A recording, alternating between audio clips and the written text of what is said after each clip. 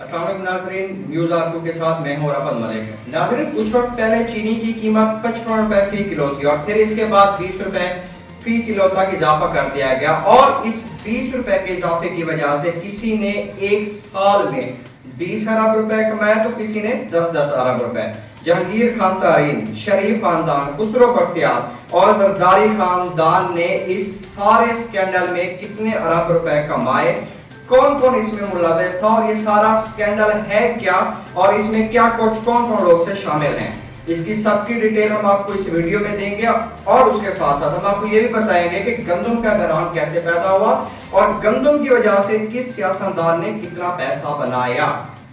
उससे पहले नए आने वाले दोस्तों से गुजारिश है कि वीडियो को एंड तक देखें, चैनल को सब्सक्राइब कर दें और वीडियो पसंद आने की सूरत में इसे दोस्तों के साथ भी शेयर करें।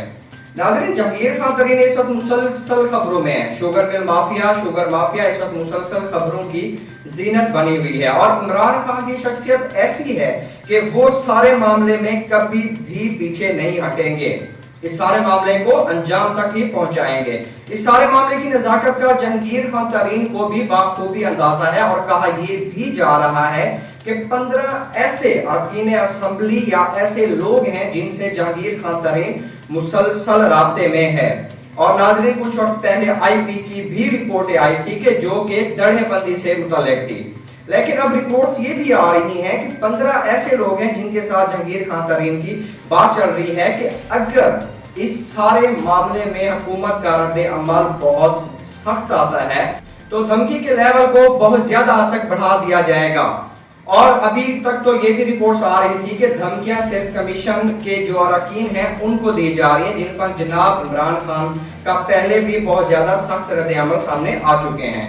इस धमकियों को किसी सूरत बर्दाश्त नहीं किया जाएगा, ये कहना था इमरान खान का। अब जहांगीर खान तरीन लोगों से राब्ता शुरू कर दिया है और हुकूमत अगर पीछे नहीं हटती और कोई सख्त एक्शन लेती है इस सारे स्कैंडल पे तो इन 15 अरकान के साथ मिलकर जहांगीर खान तरीन गवर्नमेंट को बहुत ज्यादा टफ टाइम भी दे सकते हैं। ये बात नाज़रीन किसी से भी ढकी छुपी नहीं है कि शुगर मिल माफिया जो है, ये शुगर मिल्स या तो सीधी तौर पर जो अरकान असेंबली हैं उनकी मिल्कियत है या उनके जो करीबी रिश्तेदार हैं उनकी मिल्कियत है, जिनकी वजह से इन सियासी अरकान का, इन सियासी लोगों का इंटरफेयर तो हर सूरत ही बनता है सारे मामले में। एक और चीज नाज़रीन जो कि फोरेंसिक रिपोर्ट में सामने आई है कि 70%, जी हाँ 70% जो शुगर एक्सपोर्ट की गई है वो तुर्कम बॉर्डर के रास्ते काबुल को की गई है। अब बलोचिस्तान के रास्ते जो भी शुगर काबुल गई है तो इसका मतलब है कि वो गई ही नहीं है बिल्कुल। ये मैं नहीं कह रहा, ये शेख रशीद साहब कह रहे हैं जो कि वजीर रेलवे हैं, क्योंकि ज्यादातर वहां पे जो काम किया जाता है वो टोटली बोगस होता है। यूं समझ लें कि शुगर आपके गोदामों में पड़ी हुई है, लेकिन शो ये करवाया जाता है कि हमने ये जो शुगर है इसको एक्सपोर्ट कर दिया है। और ये सब कुछ क्यों किया जाता है? क्योंकि नाज़रीन एक्सपोर्ट करने पे टैक्स की भी छूट मिल जाती है और सब्सिडी भी हासिल की जाती है।